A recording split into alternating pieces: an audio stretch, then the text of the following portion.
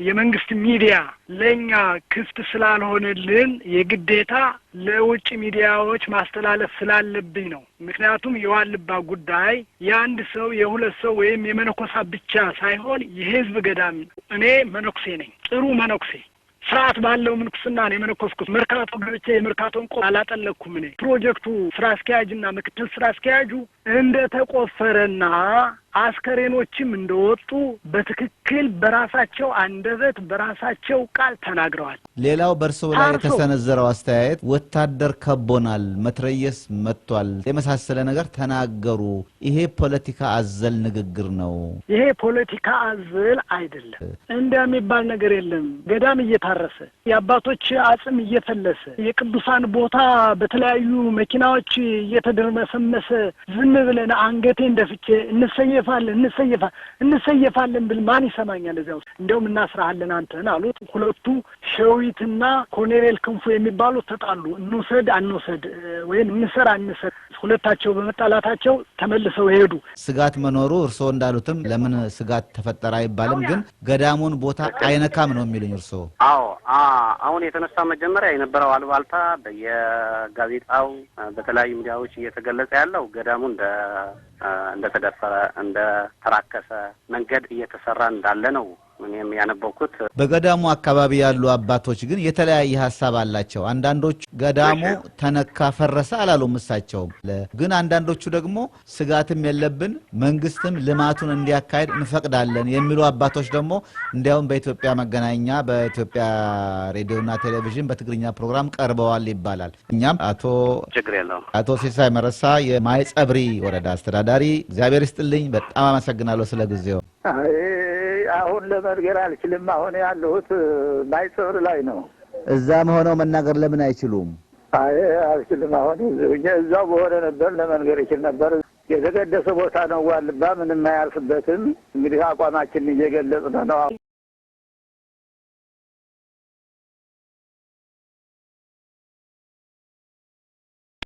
ዋልድባ ገዳም በጎንደርና በወሎ መካከል የሚገኝ የተባለው ትክክል አይደለም። በክልል ትግራይ የሚገኝ ሰሜን ምዕራብ ዞን በወረዳ ጸለምት መስተዳድር የሚገኝ ቅዱስ ቦታ ነው። በነገራችን ላይ መግቢያው ላይ በወሎ ያልነው ስህተት ነው ብለን አርመናል፣ ግን በጎንደርና በትግራይ ብየዋለሁ። እሱም ትክክል አይደለም። እሱ አልሰማም። እሺ በፊት ነው ሰምቼ የነበርኩኝ። እንደዛ ከተስተካከለ ችግር የለው።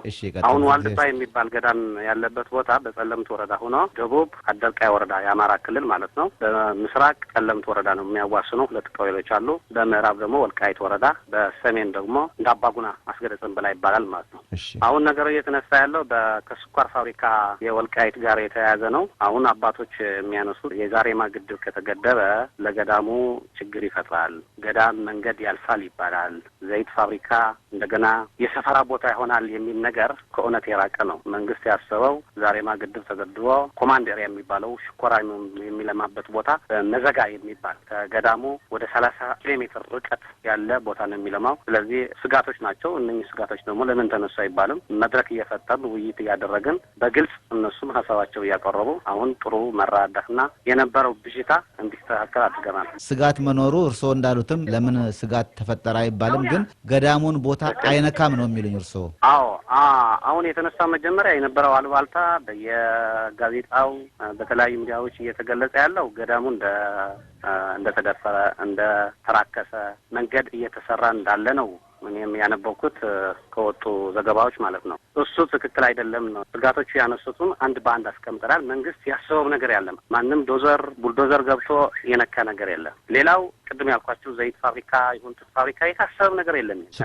ባለ ሀብት ተሰጥተዋል። አዎ ገዳሙ እኮ በሶስት የተከበበ በዛሬማ በተከዘ በእንስያው ቅዱስ ገዳም ነው። ቅዱስነቱን እናውቃለን፣ እኛ እናከብረዋለን። እህል አይበላበት፣ እህል አይዘራበት ገዳም። ለዚህ ገዳም የሚነካ ለዚህ ገዳም በሆነ ምክንያት ማለት ነው የሚነካ ከስኳር ፋብሪካ የተያዘ ነገር የለም። ከክቡር ሲኖዶስ 3 አባላት ሀገረ ስብከት የሽሬ ዞን ነብሮድ መጥተዋል። ምስራቅና የሰሜን ምዕራብ ክቡር አባታችን አሁን መንቆሬስ መጥቶም እዛ ዋልድባ መሀል ባናጻ የሚባል አረጋግጠዋል። መንገድ እንዳልተሰራ ዋልድባን በውሃ እንደማይጥለቀለቅ ይህንን አረጋግጠዋል። አሁን ቤተክርስቲያኖቹ ምናምን የሚባሉ ያሉ አታዲሱ ይህንን የስኳር ፋብሪካ ሽንኮራ የሚለማበት ቦታ ወደ 50,000 40,000 ሄክታር ይሆናል።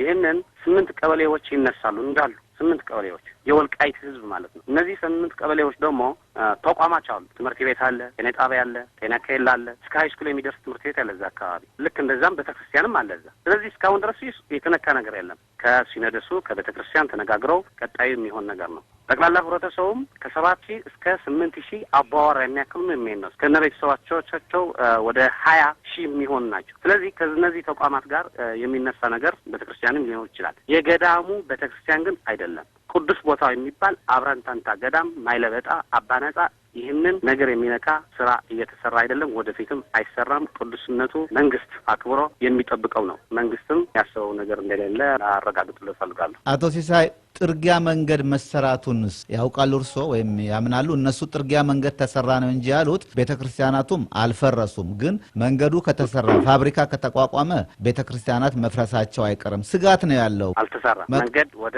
ዋልድባ የተሰራ ነገር የለም። ዋልድባ ውስጥ የገባ ቡልዶዘር የገባ ግሬደር የለም። የተቆፈሩ የመቃብር ቦታዎች የተነሱ አጽሞች አሉ የሚባለውስ እዚህ ለየት አድርገን ማየት ነው ያለብን የሚመስለኝ። መቃብሩ የቅዱሳን መቃብር የሚባለው አጽም ያሰፈረበት አብረንታንታ ገዳም ማይለበጣ ገዳም አባ ነጻ የሚባል ነው። አሁን መቃብሮቹ የወልቃይት የሚቀብርበት ቦታ አለ። በጣም አቀበት ስለሆነ ሩቁም ስለሆነ እዛ መሀል ላይ ዛሬማ ወንዝ ዳርቻ ላይ ይቀብራቸዋል። እነኚህ የግድ ይነሳሉ። እንዲያም በክርስቲያኒት ሕግ ከ7 ዓመት በላይ የኖረ መቃብር ከአንድ ቦታ ወደ ሌላ ቦታ ማዛወር ይቻላል። ይህ ደግሞ እየተደረገ ነው። 27 መቃብር እስካሁን ድረስ 27 መቃብር ነው የተነሳ። አጽማቸው ተቆፍሮ በውሃ የተደፋው በውሃ የተጠለቀለቀ ግን የለም። እነኚህ መቃብሮች ደግሞ በሃይማኖታችን ስርዓት ቤተሰቡ ቆፍሮ ወደ ቅዱስ ቦታ ነው ያሰፈረው። 7 ደግሞ ቤተሰብ የሌላቸው ነበሩ። እነኚህም በተመሳሳይ የቀብር ስነ ስርዓት ተደርጎ ወደ አባ ነጻ ገዳም ዋልድባ ነው የወሰዳቸው። በገዳሙ አካባቢ ያሉ አባቶች ግን የተለያየ ሐሳብ አላቸው። አንዳንዶቹ አሁን እርሶ ራስዎ እንድናናግር የሰጡን መምህር አባ ገብረ ክርስቶስ ገዳሙ ተነካ ፈረሰ አላሉም። እሳቸውም ከዚህ ቀደም እኔ የሚያቀርብኳቸው አባት አልተናገሩም። ግን ስጋታቸውን ነው። ቁፋሮው ተጀምሯል፣ ስጋት አለ። ግን አንዳንዶቹ ደግሞ ስጋትም የለብን መንግስትም ልማቱን እንዲያካሄድ እንፈቅዳለን የሚሉ አባቶች ደግሞ እንዲያውም በኢትዮጵያ መገናኛ በኢትዮጵያ ሬዲዮና ቴሌቪዥን በትግርኛ ፕሮግራም ቀርበዋል ይባላል። እነዚህ የቀረቡና ልማቱን እንፈቅዳለን ያሉት ግን የቤተ ጣማ አባቶች ናቸው። ቤተ ምናሶች ግን በዚያ አይስማሙም የሚል ልዩነት አለ። በዚህ በሁለቱ መካከል ያለው ልዩነት እርስዎ ይረዳዎታል? በስብሰባም እየተካፈልኩ ነው ያለውኝ። በዋልድባ ውስጥ ተገኝቼም ተሰብስቤያለሁ። ዛሬም እኔን መራው ስብሰባ ነው የነበሩ። እስካሁን ድረስ ይህንን ልዩነት እኔ አላየው። ከአባጣማም አባ ሚናስም ስጋቶቹ ገልጸው ማብራሪያ ሲሰጥባቸው እንዲያው ከሆነ እኛ ልማቱ አንቃወም፣ ልማቱ ይቀጥል የሚል አንድ አይነት አቋም ወስደው ህግም አውጥተው ነው የተለያየ ነው። ዛሬ ልማቱ ከተጀመረ ግን ገዳሙን ወይም የገዳሙን ይዞታ የነካብናል የሚል ነው ስጋታቸውና ስጋታቸውን ለማቃለል ይሞከራል ብዬ ጥያቄያቸው ኮርስ አይደለም። አዲስ 99% አባቶች መነኩሴዎች ይህንን ጥያቄ የላቸውም። ከነሱ ግን 1 2 3 የሚሆኑ የራሳቸው አጀንዳ እያስፋፉ ነው ያለው። ግልጽ እኮ ነው። ይሄንን ስማቸው ባይገልጿቸውም እነኚህ ሰዎች የለቅናቸው በአግባቡ ለመንግስት ሀሳባችን እንዲያስረዱን ነው እንጂ ይህንን አሁን እየተባለ ያለው የኛ አቋም አይደለም፣ የራሳቸው አጀንዳ ተከትለው ነው የሚሄዱ ያለው፣ ትክክል አይደለም ብሎ አቋም ወስደዋል። አባ ሚናስም አባ ጣመቁስ ገዳም ውስጥ ያሉ አባቶች ስጋታቸውን የሚገልጽ ደብዳቤ አበምኔቱ የፈረሙበት ደብዳቤ ይዘው እኔ ያናገርኳቸው መነኩሴ አዲስ አበባ መሄዳቸውን ለጠቅላይ ሚኒስትሩ ቢሮ ደብዳቤ ለማቅረብ መሞከራቸውን ለፓትሪያርኩ ጽፈት ቤት ደብዳቤ ማቅረብ መሞከራቸውን እርስዎ ያውቃሉ ብዬ አስባለሁ። ሰውየው በርግጥ ይሄንን ለኛ አልመጣም ወረቀቱ። ጥሩ ለኛ የመጣ ወረቀት የለም። ግን አባቶች በመዋቅሩ ተከትሎም ይቅርታ ግን አባቶች እኒሁን ሰውዬ ወኪል ናቸው፣ ትክክለኛ የኛ ወኪል ናቸው ብለው ወደ አዲስ አበባ እንደላኩ ያውቃሉ። ስጋት መኖሩን በዚህ እናቃለን ልሎት ነው። እሺ የሄዱት መልእክተኛ ይሄን ነገር ግልጽ ማድረግ አለብን። እኔም ሰውየውን ስላቀረብኳቸው አቶ ሲሳይ ገዳሙ ፈርሷል፣ ገዳሙ በውሃ ተጥለቀለቀ፣ መንግስት ፋብሪካ ገነባበት አላሉም። ሊገነባበት ነው እና ይሄን ስጋት አለብን መንግስት ይወቅልን የሚል ደብዳቤ ነው የወሰዱት። ይሄን ማድረጋቸው ሌላ የፖለቲካ አጀንዳ አላቸው ያሰኛል ወይ ነው ደብዳቤው? እኔ አላየው። እኔ አይቼዋለሁ። እንደዚህ የሚተሽካያው ጥሩ አባ ገብረ ክርስቶስ ምናልባት ይሰሙታል። ቀጥሎ እኛ ያላክናቸውን ነገር ተናገሩ ብለው ምንድነው እናንተ ያላላችኋቸው አዲስ ነገር የተናገሩት ስላቸው ለውጪ መገናኛ መናገር አልነበረባቸውም፣ ደብዳቤውን አድርሰው መመለስ ለማድረስ ነው እንጂ እንደዚህ መግለጫ መስጠት የለባቸውም ይሄ ነው ጥፋቱ አሉ እንደዛ እኛማ እንደዛ ብለን ህገ መንግስት የሰጣቸው መብት እኮ ነው ይሄንን የፖለቲካ አጀንዳ መጠቀሚያ ያደረጉት የሚሉትን በምሳሌ አንድ ሁለት ይነግሩኛል ምንድነው ግልጽ እኮ ነው ሃይማኖት ሲባል ሰላም ነው ሃይማኖት ሲባል ልማት ነው ስለዚህ ያልተደረገ ነገር ባልተሰራ ባልተነካ ነገር ህዝቡን ማነሳሳት ይሄንን ትክክል አይደለም ከአንድ አባት የሚጠበቅ አይደለም ሆን ተብሎ ምንቀኝነት ነው ምንኛ እንደው በመጨረሻ አቶ ሲሳይ እናንተ የፖለቲካ አጀንዳ አራማጅ የምትሏቸውና ደግሞ እነሱ የለም ፖለቲካ አጀንዳ የለንም መነኮሳቱ የገዳሙ ሰዎች የላኩነን የሚሉ አሁን እየተሳደድን ነው መንግስት እየፈለገን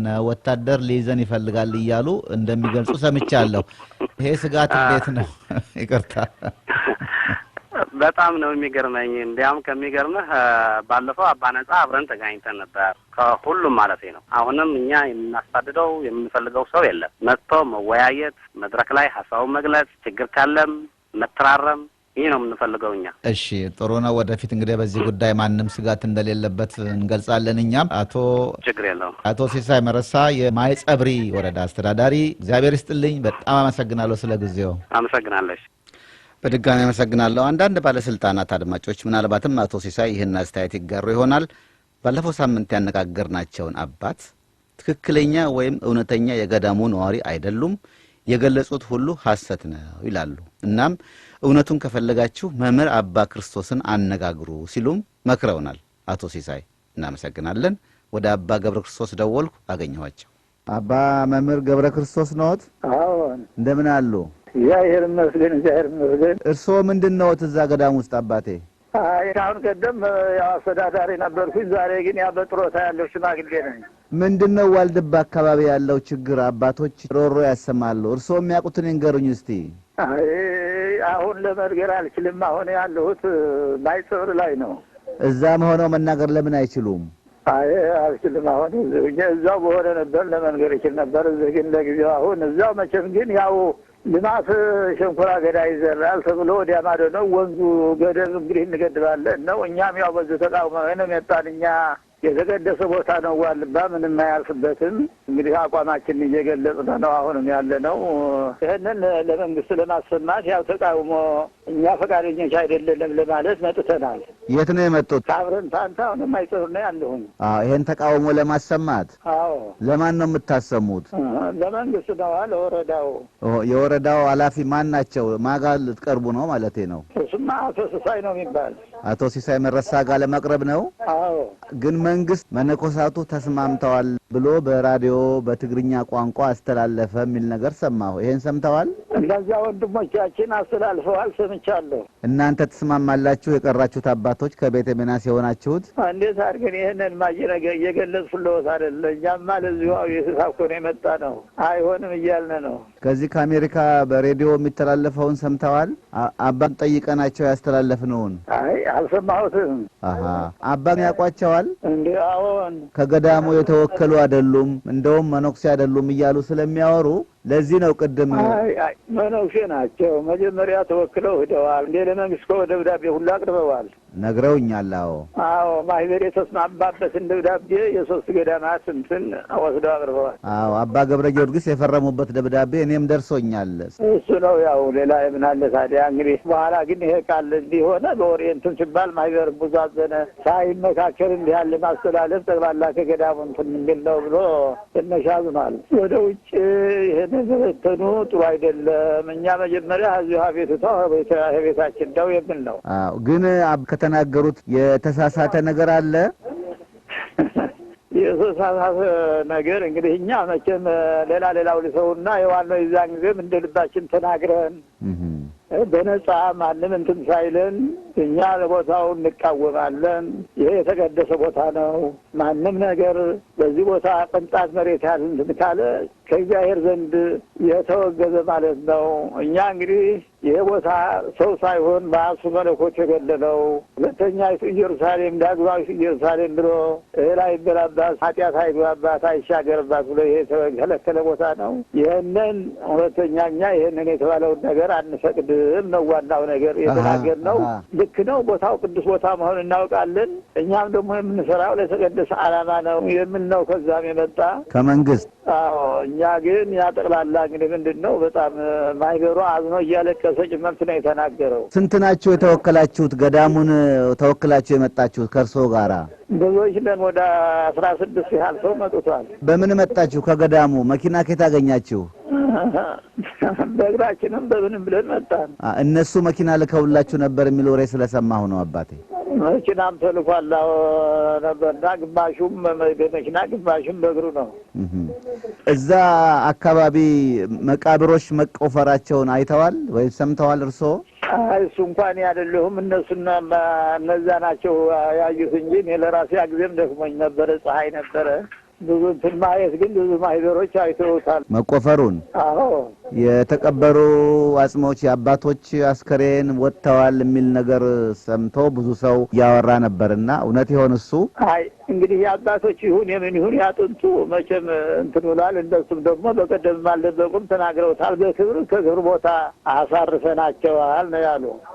አውጥተው ማን ነው ይሄን ያለው? ሁሉም አውያው የነበሩ ሰዎች ሁሉ ይሄን ነው ያሉት። አባቶች ፈቅደዋል ልማቱ እንዲካሄድ የሚለውን ነገር እናንተ ምን ትላላችሁ በሱ ላይ?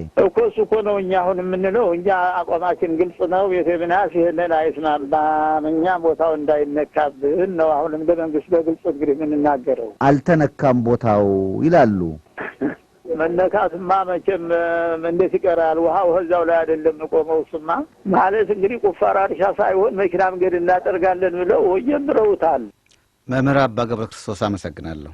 ለመሆኑ እኒህ ያለፈው ሳምንት እንግዳዬ አባ ስም አይጠሩ ከአባቶች ስለደረሰባቸው ተቃውሞ ያልተላኩበትን ነገር ለውጭ ሚዲያ በተለይም ለቪኦኤ ስለመናገራቸው ምን ይላሉ? ውክልና መንግስት እጄ እንዳመለክት በሶስቱም ገዳማት ተወጣተን ደብዳቤውን አስገብተናል። ግን ምላሽ ባለማግኘታችንና ብዙ ውጣ ውረዶች ስላሉ የመንግስት ሚዲያ ለኛ ክፍት ስላልሆነልን የግዴታ ለውጭ ሚዲያዎች ማስተላለፍ ስላለብኝ ነው። ምክንያቱም የዋልባ ጉዳይ የአንድ ሰው የሁለት ሰው ወይም የመነኮሳ ብቻ ሳይሆን የህዝብ ገዳም ማሳወቅ ስላለብኝ ግዴታን ስላለብኝ አሳውቄያለሁ። ገዳሙ በእርግጥ እንዳስተላልፍ ይሄን ነገር ስለማያውቁ አስተላልፍ የሚል መልእክት አልሰጡኝም። ነገር ግን እኔ ማስተላለፍ ስላለብኝ ለውጭ ሚዲያ ወይም ለቪኦኤ እንዳስተላልፍ ራሴን ስላስገደደኝ አስተላልፌያለሁ። በራስዎ ፈቃድ ማለት ነው? በራሴ ፈቃድ። በዚህ ምክንያት ውክልናውን እናነሳለን ቢለውትስ? ውክልናው ቢነሳም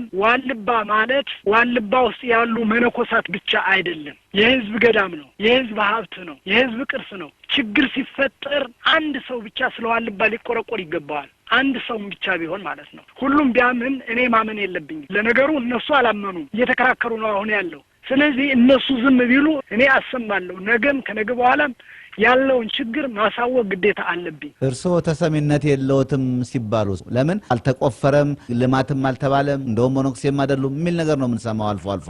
በጣም ጥሩ። እኔ መነኩሴ ነኝ፣ ጥሩ መነኩሴ። የመነኮስኩት ዋልባ ገዳም ነው። ያመነኮሱኝ አበምኔት አሉ፣ መንኩሻለሁ። ስርዓት ባለው ምንኩስና ነው የመነኮስኩት። መርካቶ ገብቼ የመርካቶን ቆብ አላጠለኩም። እኔ በዚህ አቋሜ አሁንም ነገም ከነገ በኋላም እቀጥላለሁ እንጂ ወደ ኋላ የምመለስበት ነገር የለኝም። መነኩሴ አይደለም ለሚል ይምጣና ይየኝ ያናድርሃል። እኔ ይሄ ሌላ ቦታ ስለሚወስደን ነገሩ እንጂ ብዙ ነገር አለ። ያ ነው እየተደረገ ያለውም እና ሌላ አይደለም። ማንንም ብዬ አይደለም፣ ስለዋልባ ነው እውነት የምነግርህ፣ ስለዋልባ እንጂ ነው ስለሌላ አይደለም። አሁንም ሞቴን እዛው ያድርገው ብዬ ነው ያለሁት። ታዝዤ ደግሞ ሂጃለሁ። አልተቆፈረም ለሚለው ይቅርና በበቀደሙ ስብሰባ አድርቃይ ላይም በተሰበሰብንበት ጊዜ እዛው ቦታው ላይ አባነጻ ላይ በተሰበሰብንበት ሰዓት የፕሮጀክቱ ስራ አስኪያጅና ምክትል ስራ አስኪያጁ እንደተቆፈረና አስከሬኖችም እንደወጡ በትክክል በራሳቸው አንደበት በራሳቸው ቃል ተናግረዋል። አባ ገብረ ክርስቶስም ራሳቸውም አልካዱም። በክብር አውጥተን አሳርፈናል ሌላ ቦታ ብለውኛል። በጣም ጥሩ። ታዲያ እኔ ምኑን ላይ ዋሽው? አልታረሰም የሚባለው ምኑ ነው? ስብሰባውን ከጨረስ በኋላ ራሱ መሐንዲሶች መኪናቸውን ይዘው ገብተው ማይደሩ ተራራ ላይ ነበሩ። እየታየ ህዝብ እያየ የወልቃይት ህዝብ እያወቀ እያየ የጠገዴ ህዝብ እያየ የቆላው ሀገር ህዝብ እያየ እኮ ነው። ይሄ እኮ የሚደበቅ ነገር አይደለም። ሌላ በርሶ ላይ ቤተጣማ ሌላ እኛ ሌላ ቴሌቪዥን ላይ መግለጫ ሲሰጥ ብሏል። የሚሰጡት መግለጫዎች የቤተ ጣማ መነኮሳት እያሳዩ ነው። ቤተ ክህነቶችን መግለጫ ሲሰጡ እውነትን በውሸት እንዴት ይቀይሩታል? ሌላው በእርስዎ ላይ የተሰነዘረው አስተያየት ወታደር ከቦናል፣ መትረየስ መጥቷል የመሳሰለ ነገር ተናገሩ። ይሄ ፖለቲካ አዘል ንግግር ነው። ይሄ ፖለቲካ አዘል አይደለም። ያለውን እውነታ ነው እኔ የተናገርኩት።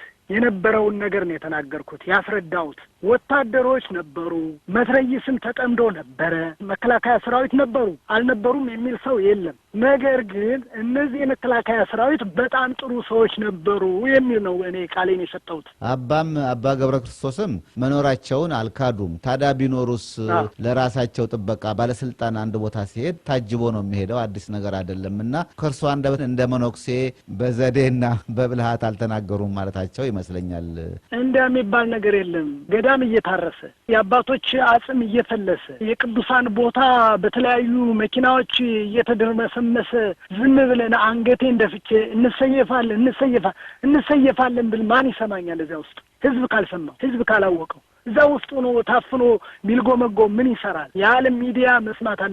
የዓለም ህዝብ ማወቅ አለበት። ብቻችንማ አመት ሙሉ ሞላን አይደል እንዴ? እርስዎ አሁን ከዚህ ቅስቀሳ ወጥተው አርፈው ይቀመጡ፣ ምንም አናረጋቸው የሚመለሱ ብለውኛል አባ ገብረ ክርስቶስም። እርስዎ ግን ከዚህ ቀደም እያሳደዱኝ ነው፣ ቤቴንም በርብረዋል ብለዋል። የጠቅላይ ቤተ ክህነት ምክትል ስራ አስኪያጅ ወደ ሽሬ ሂጄ እንዳነጋግር እና እንድንወያይ ቀጠሮ ሰጠኝና ወደዚያ እያመራው ነበር። እኔ በጎን ሳልፍ እነሱ 2 መኪና ዘው ወደ ዶንዶሮቃ የሚባለው ቤቴ መጡ። የኔን ቤት ሲያዩት ተቆልፏል። አንድ የኔን ቁልፍ የያዘ ሰው ያገኙና እና ብለው ይይዙታል። ለምን ከፈትከው ይሄን ቤት ብለው ጠየቁት። ቁልፍ ሰጥቶኛል፣ መክፈት መዝጋት መብት አለኝ፣ እናንተ ምንድናችሁ ስለዚህ ቤት ብሎ ሲላቸው እንደውም እናስራለን አንተን አሉት። ሌሎም ማሰር አትችሉም፣ የፈለጋችሁትን አድርጉ ሲላቸው ሁለቱ ሸዊትና ኮሎኔል ክንፉ የሚባሉት ተጣሉ። እንውሰድ አንውሰድ ወይም እንሰራ አንሰድ፣ ሁለታቸው በመጣላታቸው ተመልሰው ሄዱ።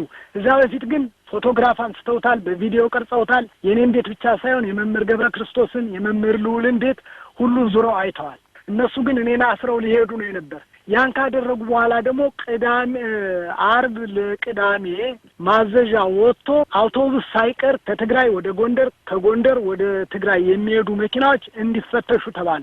4 ቦታ ላይ ፍተሻ ተካሄደ። ይሄ ሚስጥር ከራሳቸው አስተዳደር ነው እየደረሰኛል።